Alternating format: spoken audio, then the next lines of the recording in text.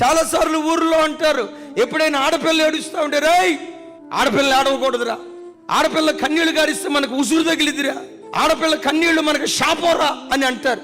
నేనంట, ఆడపిల్ల ఏడిస్తేనే ఒక వ్యక్తికి అంత శాపం కలిగితే, ఒక మనిషిని బట్టి దేవుడు ఏడిస్తే ఆ మనిషి తన బ్రతుకులో ఎంత నష్టపోతాడో చూడు.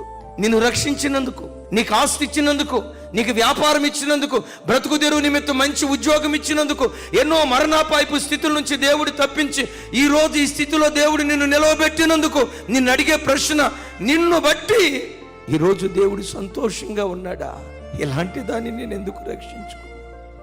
ఎలాంటి వాడి కొరకు నా ప్రాణం ఎందుకు పెట్టానా? ఎలాంటి వాడికి సావి ఎందుకు ఇచ్చానా?